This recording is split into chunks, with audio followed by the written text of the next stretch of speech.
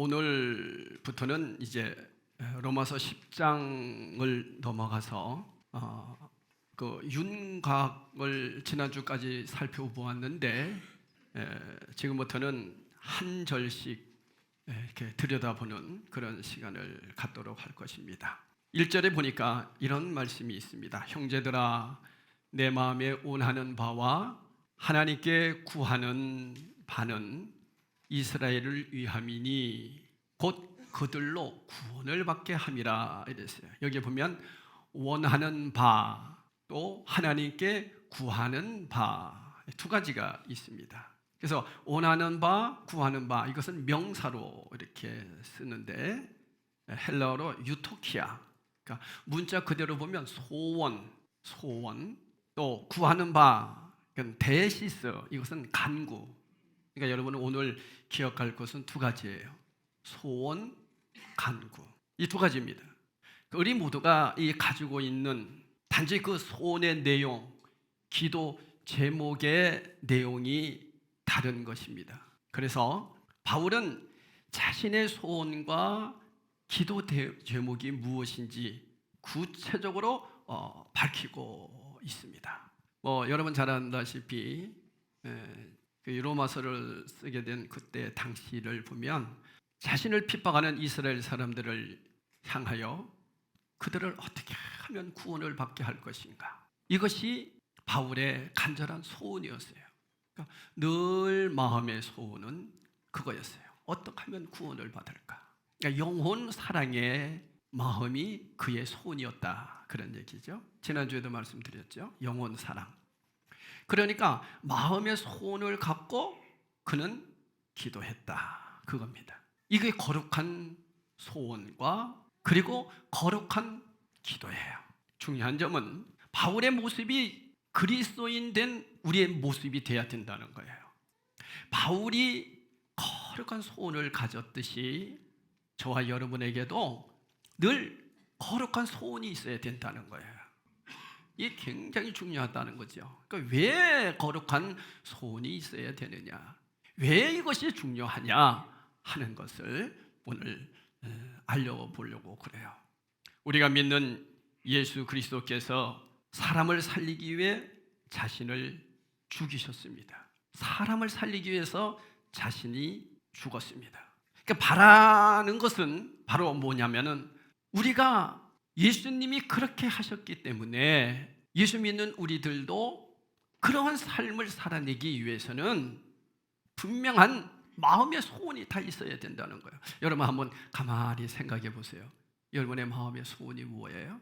근데 여러분 놀라운 것은 그 소원을 갖고 있는 사람은 그 소원을 가지고 기도하게 되고 그 기도를 하게 되면 우리 안에서 동기가 유발돼요. 그렇게 내가 살아내야 되겠구나. 왜? 마음의 소원한 대로 내 마음이 움직이게 돼 있단 말이에요. 그렇게 마음이 움직이게 되면 어떻게 됩니까? 행동하게 돼요. 그렇게 행동하는 것이 모이고 모여서 그 인생의 삶이 된다는 것을 여러분 기억하셔야 되죠. 그러니까 무엇을 생각하느냐에 따라서 그 인생이 열매가 맺혀져요. 여러분 한번 가만히 생각해 보세요. 여러분은 무엇을 위해서 살아가고 있습니까? 그래서 돈을 위해서 사는 사람은 결국에는 돈이라고 하는 것의 마지막 열매를 맺게 됩니다. 그런데 그 돈에 대한 열매가 맺혀지는 것이 아니라 돈을 쫓아가는 욕심적인 것이 나에게 소원이 되었다면 결국에는 그게 삶이 되어서 그것으로 인해서 많은 사람들에게 상처를 줄 수도 있다라고 하는 거죠. 이만큼 우리 그리스도인들에게 있어서 이 소원이 무엇이냐에 따라서 공부하는 학생들은 공부하는 방법이 달라질 것이고 돈을 버는 사람들은 돈을 버는 방법이 달라질 것이고 저같이 목회하는 사람은 목회 방향이 달라지는 거예요. 어디에다가 소원을 두고 있느냐는 거죠. 여러분 한번 가만히 생각해 보세요. 어디에다 소원을 두고 사세요? 무슨 소원이 있어요, 여러분? 여러분의 그렇게 꿈에도 소원이 뭐예요? 어렸을 때 우리 불렀던 우리의 소원은 통일, 그죠? 다 통일이었어요. 통일이 우리의 소원이라고 생각하는 사람들은 그 통일이 이루어지기를 위해서 늘 기도할 거예요. 그냥 마음의 소원만 갖고 있다면 무슨 소용이 있겠어요? 그래서 여러분도 아시다시피 예전 우리의 어르신들은 통일을 위해서 얼마나 기도했어요. 구국기도회를 얼마나 했어요. 우리나라 통일을 이루어달라고. 그렇게 마음의 소원이 통일이 되고, 그래서 통일을 위해서 기도하면 마음의 동기가 어떻게 돼요? 통일을 위해서 내가 어떻게 살아야 될까 하는 마음이 생길 거 아니에요. 그런 마음이 생기니까 행동도 그렇게 옮겨지는 거죠. 행동도 옮겨지면서 그 삶이 늘 통일을 이루려고 하는 그러한 국민성이 만들어지겠죠. 여러분, 그런데 여러분, 놀라운 것이 있어요. 이 거룩한 소원이 아니라 이기적인 소원을 갖게 되면요, 어떻게 되는지 우리가 성경을 한번 살펴보려고 그래요. 대표적인 예가 창세기 4장에 나오는 가인입니다. 여러분, 가인 잘 아시죠? 가인과 아벨은 같은 날, 같은 시간, 같은 장소에서 하나님께 똑같은 제사를 드렸어요. 아벨은 양을 바쳤고요, 가인은 땅에 곡식을 바칩니다. 그런데 하나님께서 아벨의 제사는 연락하시고 받으시고 가인의 제사는 받지 않으셨어요. 이유가 무엇인지 아세요? 예물이 무엇이었느냐가 문제가 아니고, 아벨은 하나님을 위해 제사를 드렸고 그의 소원이 늘 하나님을 위한 거였어요. 가인은 이기적으로 자기 만족을 위한 거였어요. 그러니까 가인의 소원은 오직 자기 잘 되는 거였어요. 자기 잘 되는 거. 아벨은 하나님을 위해서였어요. 여러분, 마음의 소원이 이렇게 달라요. 그러니까 이기적인 소원을 가지고 있었던 가인은 어떻게 됐습니까? 하나님께서 그 예배를 안 받으시는 거예요. 그렇게 되니까 어떻게 됩니까? 동기가, 그 마음의 동기가 어떻게 발생합니까? 분하여 안색이 변했다 그랬어요. 자기를 위해서 자기 소원을 가지고 살려고 하다가 그것이 이루어지지 않으니까 동기가 유발이 되는 거예요. 어떤 쪽으로? 분함으로. 그럴 때 하나님께서 가인에게 묻습니다. 야, 너 왜 이렇게 분해하느냐? 죄의 소원은 내게 있으나 너는 죄를 다스릴지니라. 이렇게 말씀합니다.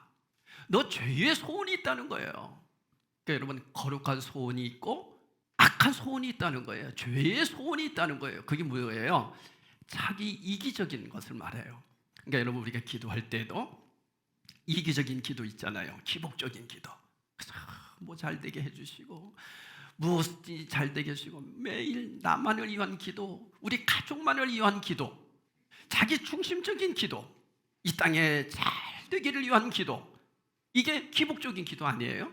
근데 이런 기도가 바로 뭐예요? 이기적인 소원을 이룬다는 거죠. 그렇게 되니까 내 안에서 탐욕적인 소원이 일어나는 거죠. 그런데 가인은 죄의 소원을 버리지 않고 그대로 움켜쥐고 있었으니 그 동기가 그렇게 유발되는 거예요. 어떻게? 행동으로. 분하니까 그 마음에 악한 마음을 갖게 되고 미움이 시작되게 됐고 동생을 죽여야 되겠다라고 하는 아주 무서운 행동이 나타나는 거예요. 그래서 그의 인생은 살인자의 인생으로 열매 맺는 거예요. 동생의 경쟁자처럼 느껴졌기 때문이에요. 이기적인 소원을 갖고 있으니까 경쟁자가 되는 거예요.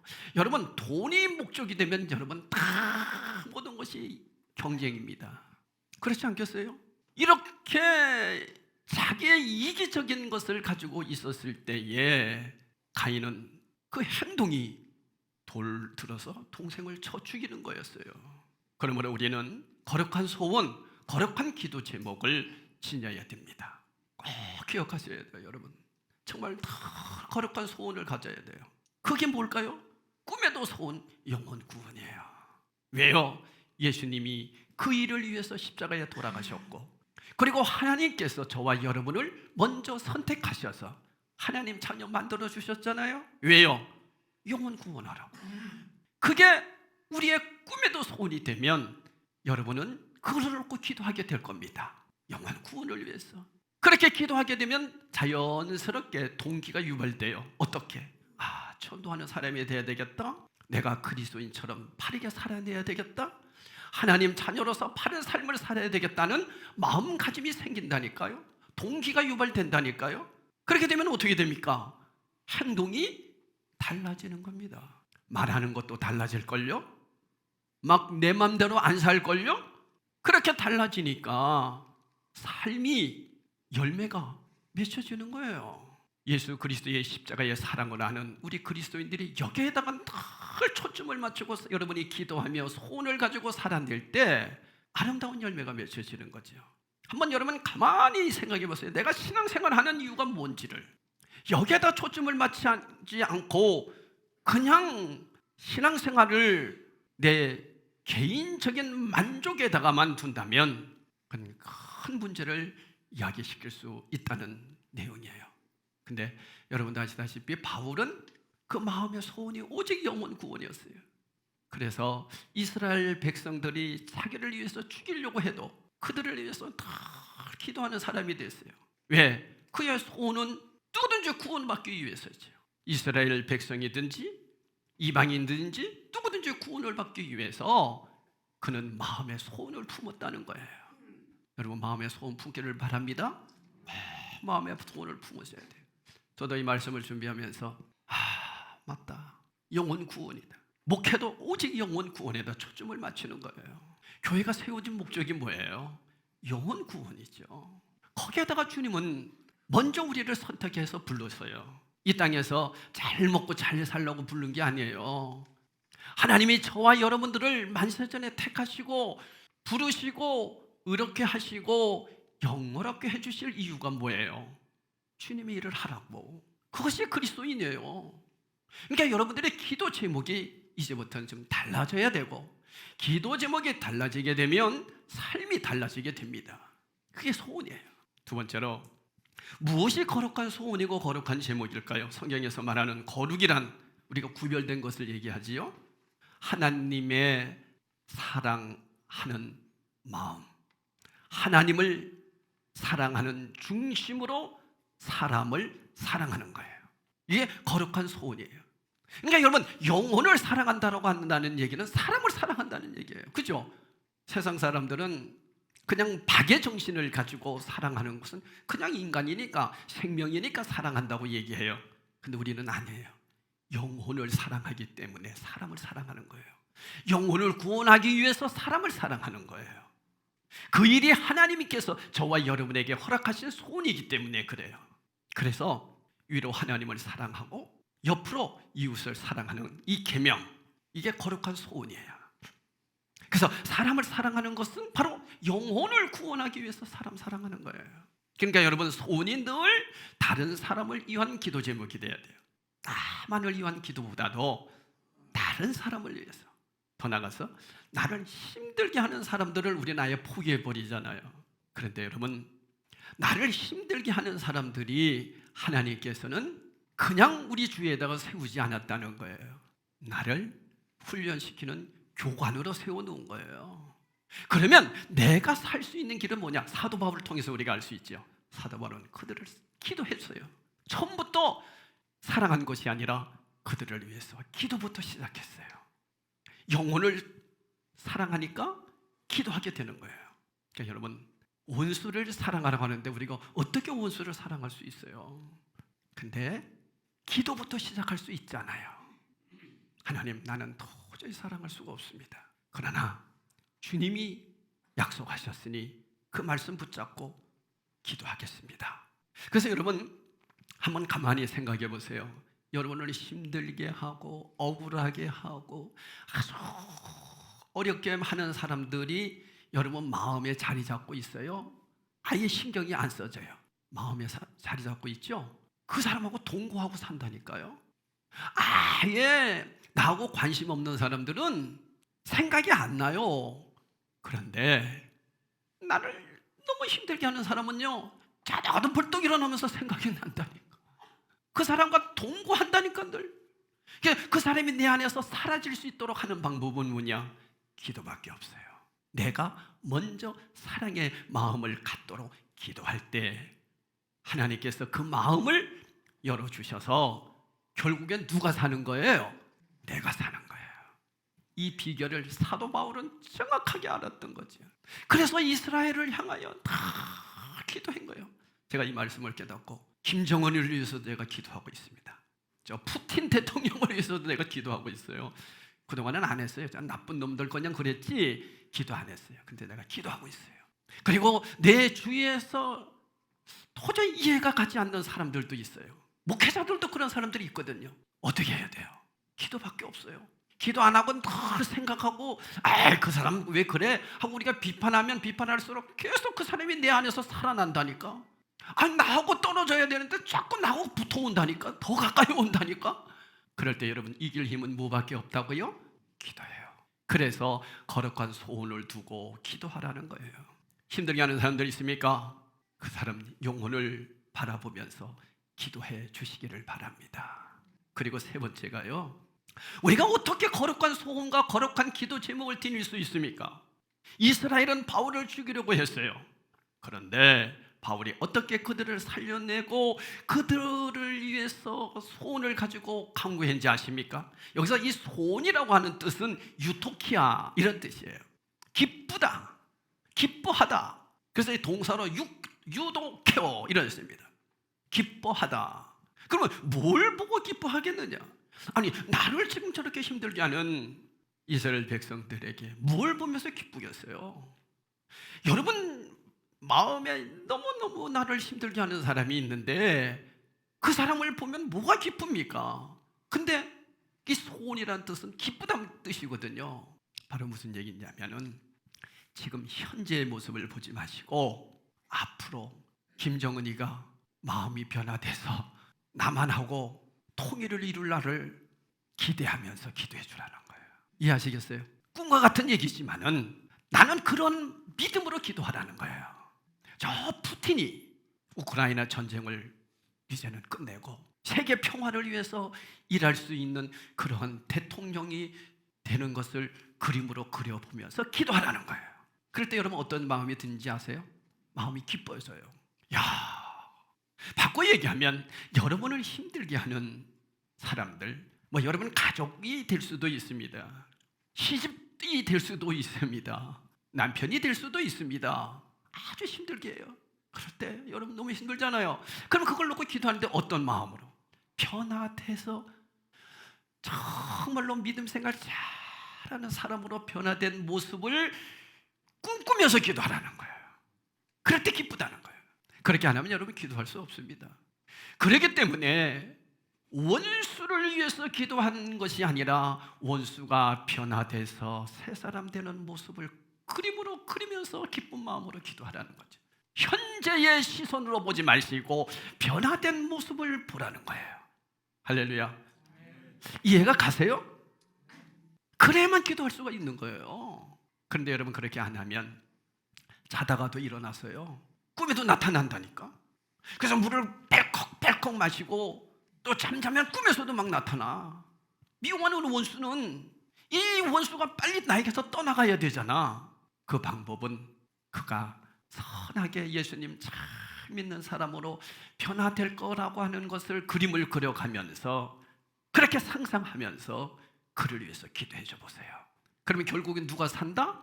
내가 살아요. 그러지 않으면 아마 심장병으로 죽을걸요. 사람들이 그 부분을 이겨내지 못했기 때문에 엄청나게 사람들은 그 미움 때문에 심장병이 생기고 우울증이 오고 견디지 못하는 그러한 아픈 마음으로 힘들게 산다니까요. 근데 여러분 사도 바울은 이걸 알았어요. 자기를 죽이려고까지 했잖아요. 그러한 이스라엘을 향하여 저들이 예수님 잘 믿는 사람으로 변화될 것을 꿈을 꾸면서 기쁜 마음으로 기도했다. 할렐루야. 제가 그렇게 해보니까요 정말 내 마음이 기뻐지더라니까요. 꼭 해보시기 바랍니다. 우리가 하나님의 말씀 안에서 미움이 있다고 원수가 있다고 그냥 사랑하겠습니다. 천만의 말씀입니다. 안 됩니다. 근데 여러분 기도부터 시작해 보세요. 어떤 마음으로? 우리 시어머니가 변화돼서 예수님 잘 믿고 그러면서 나에게도 잘 해주는 시어머니로 그림을 그려가면서 한번 기도해 보세요. 기도가 잘 될걸요? 마음이 기뻐질걸요? 그렇게 되면 어떻게 됩니까? 그 거룩한 소원과 기도 제목을 지녔을 때 그 처지가 힘들고 어렵지만은 그러나 이겨낼 수 있습니다. 여러분, 오늘 이 1절에 보면요, 정말 바울이 대단한 사람이에요. 왜 대단하냐면 이렇게 얘기하고 있잖아요. 형제들아 이랬어요. 내 마음에 원하는 바와, 소원이잖아요. 원하는 바와 하나님께 구하는 것은, 그러니까 마음에 소원을 두고 간절히 구하는 것은 누구를 위함이니? 나의 원수 이스라엘을 위함이니, 내가 그들을 어떻게 마음에 소원을 가지고 그림을 그려가면서 그들이 잘 되고 예수님 잘 믿을 거라고 하는 그런 마음으로 위하여 기도하는 것이니 곧 그들로 뭘 받게 합니다? 구원을 받게 합니다. 그렇게 기도하고 있는 거예요. 그런데 이 내용을 쓴 당시를 한번 살펴보겠어요. 제가 대단하다고 하는 얘기가 그거예요. 뭐 환경이 좋고 이 바울이 기도할 수 있는 그런 환경이 있었기 때문이 아니다는 거예요. 사도행전 19장에서 20장을 보면요, 이제 3차 전도 여행이 끝날 즈음에 고린도에 그가 체류합니다. 그리고 고린도에 이르기 전에 에베소에 갔는데 이 에베소에는 아데미라고 하는 여신상이 있어요. 아데미 신이요 이러잖아요, 여러분. 이 여신상이 있었고 사람들은 그것을 섬겼어요. 여신상을 섬긴 거예요. 근데 거기에 이제 우상을 만드는, 여신상을 이렇게 만드는 그러한 사람이 있었어요. 그 사람이 데메드리오, 그죠? 많이 들어보죠? 데메드리오라고 하는 사람이 있었습니다. 그는 은세공업인이었어요. 아데미 우상을 팔아 돈을 버는 사람이었어요. 그러니까 이 돈을 버는 사람들의 우두머리가 바로 누구냐? 데메드리오예요. 근데 바울이 뭐라고 그들에게 설교를 했냐면, 우상을 멀리하라, 우상을 믿지 말라, 그 우상은 다 가짜다. 그럴 때 여러분, 데메드리오가 가만히 있었겠어요? 바울을 죽이려고 선동합니다. 위급한 순간을 맞이하게 된 바울은 그곳을 벗어나 고린도로 이제 몸을 옮깁니다. 고린도를 떠날 때쯤 되어 이스라엘 사람들이 몇 명이 바울을 죽이기 위해 작당하는 사건이 일어납니다. 죽음의 위기에 있게 되는 거예요. 그 시점은 바울이 어느 때보다도 자신의 생명과 일신의 아내를 위해 무엇인가를 해야 할 때였습니다. 그럼에도 자신을 위하기보다는 오히려 자신을 죽이려 하는 이스라엘 백성들을 위해 소망을 품고 기도했던 내용이 오늘 이 말씀이에요. 그러니까 죽음의 위기에서 기도한 거예요. 우리처럼 그냥 속상해할 정도가 아니에요, 여러분. 지금 나를 죽이려고 하고 있다니까요. 어떻게 이럴 수 있습니까? 내 안에 거룩한 소원을 두고 하나님께 그 사람들이 변화돼서 새 사람 될 것이라고 하는 그림을 그려가면서 기도했기 때문이에요. 기도하니 누가 도와주시는 거예요? 성령님이. 그 소원을 품고 기도하니 내 안에 계신 성령님이 사랑의 마음을 주시더라는 거예요. 근데 우리는 되게 어때요? 기도할 일이 어디 있습니까? 어디 기도합니까? 얼굴도 쳐다보기 싫은데, 그죠? 근데 나타난다니까요. 내가 안 보면 그만이지? 꿈에 나타난다니까요. 그 사람만 생각하면은 가슴이 뜨끔한다니까요. 이 사람이 빨리 나에게서 없어져야 되거든요. 사라져야 되거든요. 그래서 여러분, 내가 사는 길은 그를 위해서, 그가 예수님 잘 믿고 새 사람 될 것이라고 하는 그러한 소원을 그림으로 그려가면서 기도할 때 성령 하나님께서 저와 여러분의 마음을 움직여 주셔서 사랑의 마음으로 역사하실 줄로 믿습니다. 이게 여러분 내가 사는 길이다니까요. 근데 왜 대개 우리는 어때요? 미워하는 원수들을 계속 품습니다. 계속 품지요. 그리고 이 사람에게도 얘기하고 저 사람에게도 우리가 서로 얘기하잖아. 얘기하면서 계속 내 안에다 품어. 그러면 그 사람이 2명이 들어오고 3명이 들어오고 막 들어와. 결국에는 내가 힘들어져요. 빨리 떨쳐버려야 되거든요. 그러니까 여러분, 원수들을 떨쳐버릴 수 있는 힘은 기도밖에 없습니다. 믿으십니까? 그래서 기도하는 거예요. 기도 안 하고 여러분 생각 계속 해보십시오. 그 사람을 위해서 밉다는 생각을 계속하면 할수록 우리는 영적인 존재이기 때문에 그 사람이 더 우리 안에서 크게 우리를 힘들게 합니다. 더 힘들게 합니다. 그래서 나중에는 나를 완전히 지쳐서 견딜 수 없는 사람으로 만들어갈 겁니다. 기쁨이 없습니다. 원수를 생각하면 생각할수록 기쁨이 없습니다.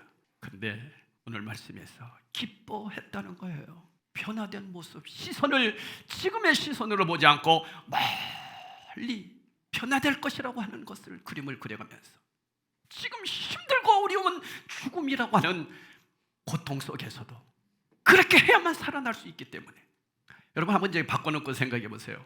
바울이 저놈들이 나를 저렇게 죽이려고 해? 군사력을 만들어서 원수를 갚을 수 있을까요? 없을까요? 못하죠. 싸울 수 있겠죠. 뭐 다른 방법을 통해서 어떻게 해서든지 한번 싸워볼 수는 있겠죠. 근데 여러분 싸우면 싸울수록 더 힘들게 되는 거죠.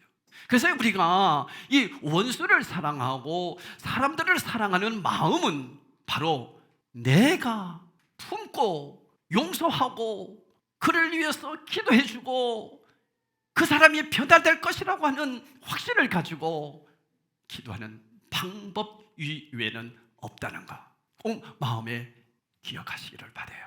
그럴 때 성령님이 얼마나 내 안에서 평안을 주시는지 아세요? 얼마나 기쁨을 주시는지 아세요? 이기심은 하나님과 나 사이를 계속 단절시키며 벽을 쌓습니다. 난 주위에서도 그런 모습들 보면 너무 마음이 아파. 저 사람이 고소하니까 나도 또 고소한다? 여러분 그러면 그럴수록 더 힘들어져. 얼마나 힘들겠어요.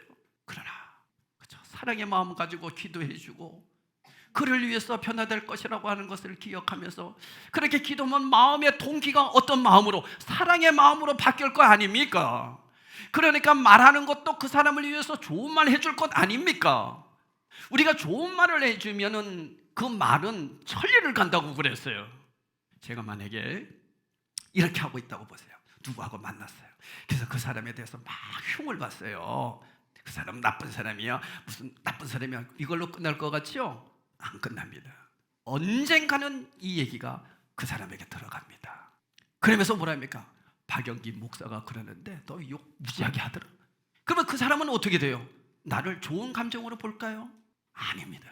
그러나 여러분 바꿔놓고 동기가 유발돼서 그 사람을 위해서 늘 기도했다면 내 마음에서 그 사람을 위해서 좋은 말 해줄 수 있는 동기 유발의 행동이 나올 거 아닙니까? 그러면 그 얘기를 들으면 가서 얘기해 주는 거예요. 박 목사님이 당신 칭찬 무지하게 하더라. 그럼 그 사람이 나에게 막대하게 했습니까? 얼마나 좋은 말 해주겠어요. 이렇게 사람과 사람의 원수의 문제, 나를 힘들게 하는 사람들과의 분쟁을 일으키지 않고 풀 수 있는 문제, 이것은 기도밖에 없습니다. 사랑하는 여러분, 여러분이 지금 힘든 일이 있습니까? 어려움이 있습니까? 그럴 때 그 어려움에다가 나를 매몰시키지 마십시오.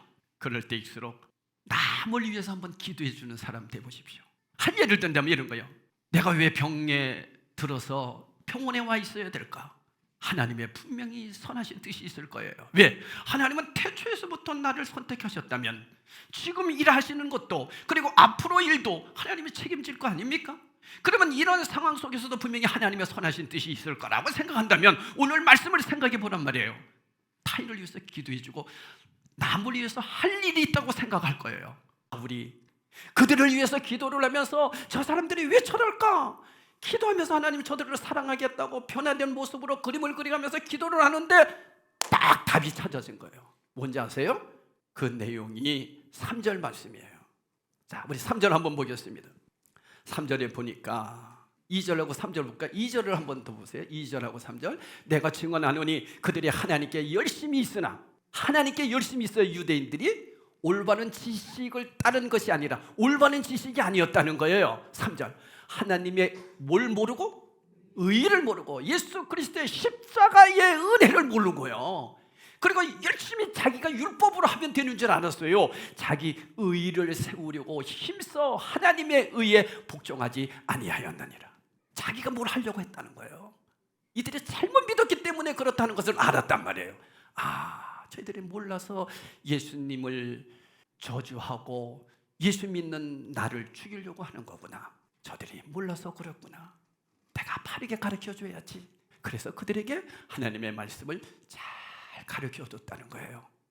그럼으로써 여러분 아시다시피 유대인 중에서 뭐예요? 구원받는 사람들이 생겼다는 거죠. 결론입니다. 사랑하는 성도 여러분, 누가 이 사회에서 존경받는 지도자고 어른이고 선배입니까?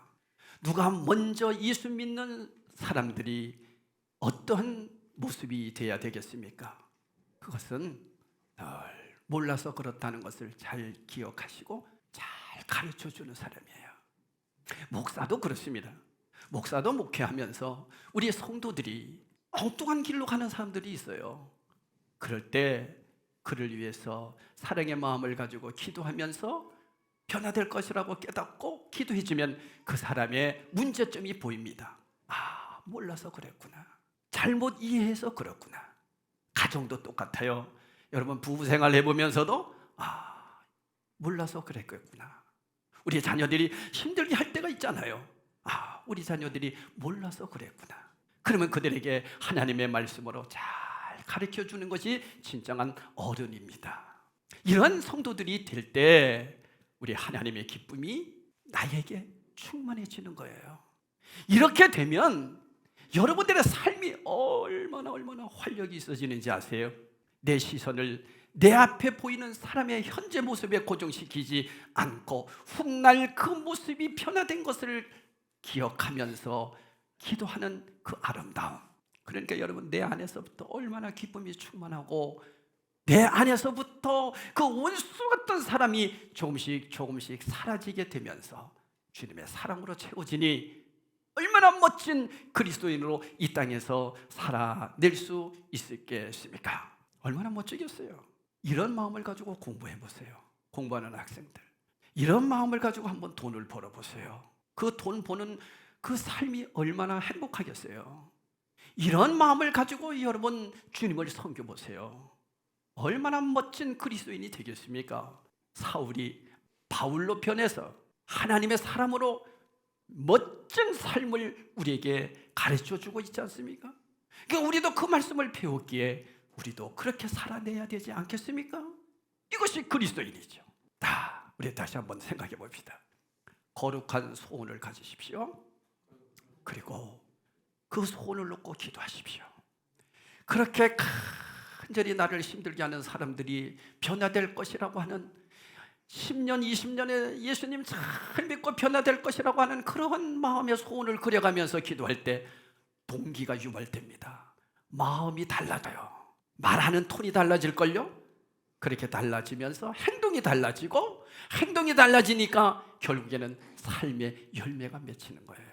그리스도인은 이렇게 다른 사람이에요. 그리스도인은 이렇게 멋진 사람이에요. 여러분 오늘 주님이 주시는 이 말씀의 비결을 깨달았으니 이제 성찬식을 하면서 하나님 내가 그렇게 살아보겠습니다.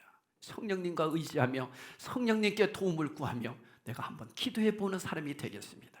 나를 힘들게 하는 사람을 원수라고 생각하지 말고 사랑의 마음을 가지고 기도 한번 해보겠습니다. 그런 결단으로 성찬식에 참여하시기를 예수 이름으로 축원합니다. 성찬식 하도록 하겠습니다.